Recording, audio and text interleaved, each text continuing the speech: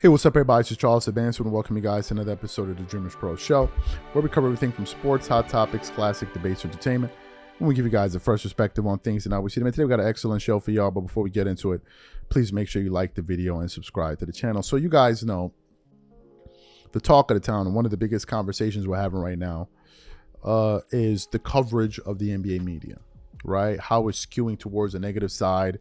A lot of the foreign players and fans are being too negative towards the current crop of NBA players, and we need to cut it out. And today, players have it harder than they've ever had it before, and all of this. And yesterday, we produced a series of shows kind of pushing back on some of these narratives. Okay, Jamie Foxx came out there and tried to scold a bunch of NBA fans, and I'm like, Jamie Foxx is here talking. Jamie Foxx, who was hating on Kobe Bryant for years and years and years and years. The video's right there on our channel. Jamie Foxx. Like, who are we kidding here? We did shows talking about the negative coverage that Michael Jordan used to receive, that Kobe Bryant used to receive. So why are we all of a sudden acting like as if this is something new? I think a lot of this has to do with the simple fact that a lot of these modern day players are just very, very sensitive people. And the reality is, given the fact that they're very, very sensitive, everything is deemed as some type of slight against them. So this morning I was doing some research and I came across a pretty interesting article here from basketballnetwork.com, and it has the title saying, "This is the nicest era to play, the nicest era to be an NBA star that we've ever had. Bill Simmons challenges LeBron James's perspective on criticism." Now, I don't want to make this a video about me hating on LeBron James or anything like that, right? I don't want to get into all of that. Oh, you're hating on LeBron James. People message me, man, leave LeBron James alone. Stop hating on the king. Blah blah blah blah blah blah blah. I'm not hating on LeBron, right? I'm not hating on LeBron. LeBron has actually helped me out a lot over the last few weeks because I made some picks with him, and LeBron came through, which brings us to our newest sponsor, and the reason why we're so excited to introduce our newest sponsor, Underdog Sports. Underdog is the easiest place to play fantasy sports. Is also the fastest growing fantasy app in the industry. Underdog is the best and easiest place to play fantasy sports. The app is super simple to use.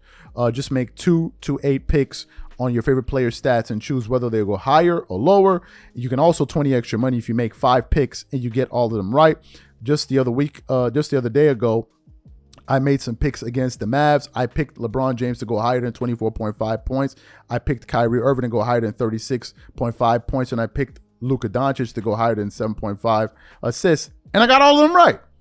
I got all of them right. I made my money. I only put down $5, made up, I think, $27. So I did my thing and I had a lot of fun. So if you guys want to get in on the fun, visit underdogfantasy.com or find them in the App Store. And don't forget to register using our promo code DreamersPro and claim your free pick plus first-time deposit offer of up to $1,000 in bonus credit. Up to $1,000, you heard me right. And for the first 100 people that do that, to use our code, sign up, screenshot it, send it to us. We're going to give y'all 3 months of our membership. Absolutely free. All you got to do is hit the link in the comment section below. We have it there. Make sure you guys go ahead and hit that link and go do your thing and let's have some fun, right? So I ain't mad at LeBron James like that, but nevertheless, we still got to get into this article. So let's get into what this article had to say here. Okay, so let's get into what this article had to say here. It continues on. In the latest episode of the Bill Simmons podcast, the veteran NBA analyst responded to LeBron James's claim that nobody wants to be the face of the NBA league, of the league, due to how harsh the media is towards the players in modern era. Simmons refuses to believe that's the case. As someone who has covered the league for quite some time now, the Ringer CEO explained why he feels that today's players have it easier compared to players in the past. LeBron started this whole thing about the face of the game and how negatively everybody covers the league. I think this is the nicest era to be an NBA star that we've ever had. If you go backwards to the 70s and 80s and 90s and 2000s and how players were treated and discussed, it was no contest. It was the 1970s. People hated the NBA. The games were taped, delayed, and people about the league, Simmons says. Simmons cites the perfect examples. Boston native added that one of the biggest reasons players today feel that there's more negativity in the league is because they have access to these type of coverages. This is where social media comes into play because it's become the bridge between the players and the media, which wasn't the case back in the day. Perhaps Simmons is pointing out that with the presence of social media, coverage around the league has increased, thus making it easier for criticism to be remembered and heard. While social media is certainly a big factor in today's coverage, that doesn't mean athletes today are viewed differently. In fact, the Podfather broke down how the Hall of Famers were covered by the media in the past. Dr. J gets to Philadelphia. He's ripped for not winning a title for the first 6 years until Moses gets there.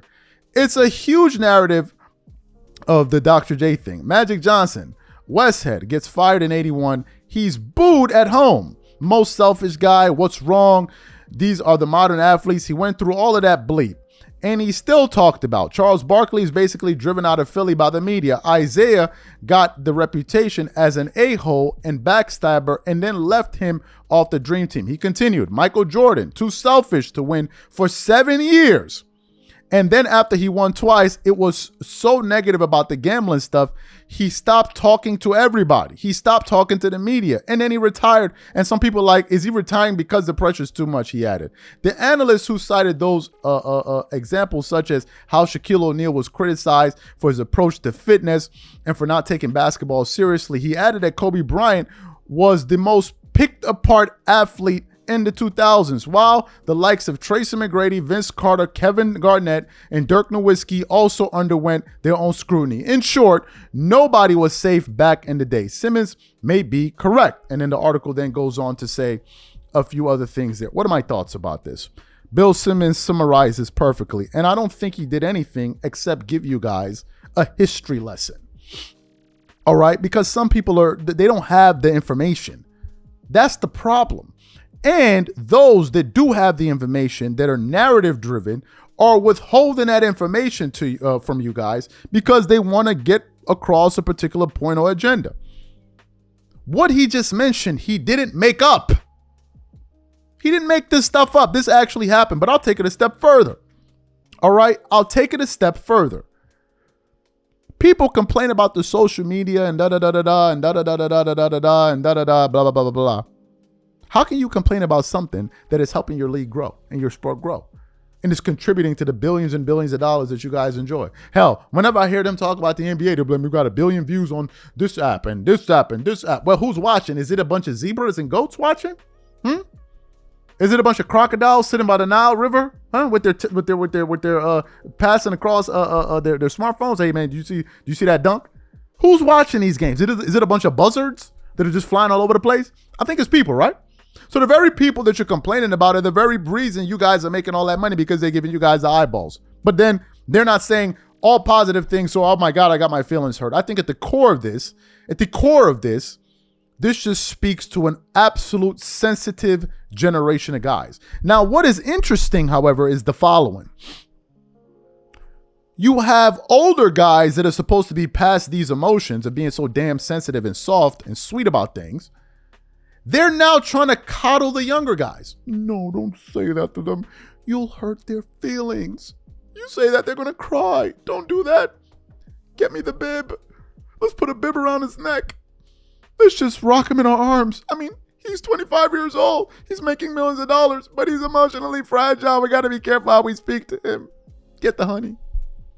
Like, what are we talking about? At the heart of all of this, we're talking about a generation of men that are so damn sensitive. Just imagine you're making millions of dollars. Bro, I don't make millions of dollars a year. And I don't be giving a damn about what these dudes be talking about. People be sending me disses. I heard they were dissing me on YouTube and I didn't even see the post. Like, yo, you heard what so-and-so said about you? Nope. I didn't see it. You want to see it? Nope. I got no interest. I got money in my pocket. I could give a damn what you talking about.